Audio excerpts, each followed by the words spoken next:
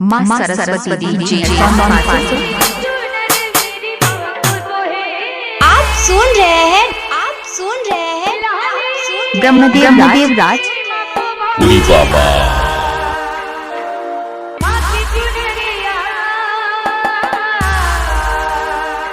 DJ Mukesh राज।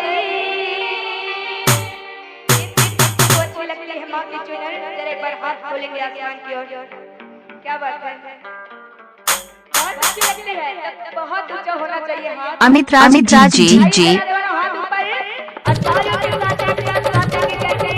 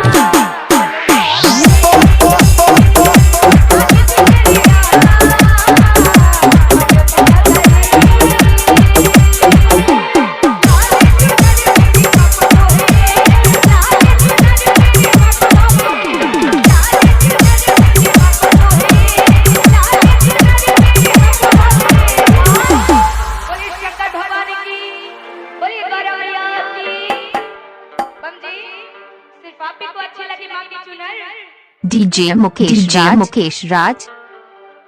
और कोई नहीं? अच्छा, चलिए आप लोगों को अच्छी लगी है कि नहीं अच्छी लगी है, ये तो ताली की आवाज ही बताएगी मुझे। जरा उठाइएगा दोनों हाथ ऊपर और एक साथ ताली बजाइएगा। ब्रह्मदेव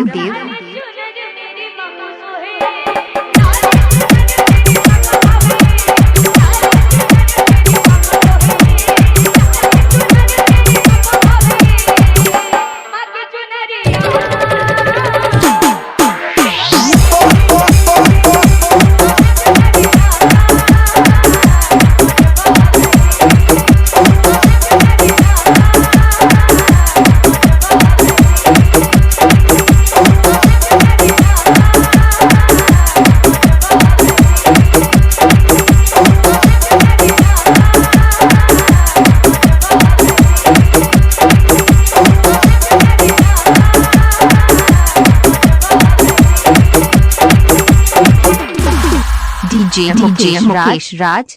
MRB 500।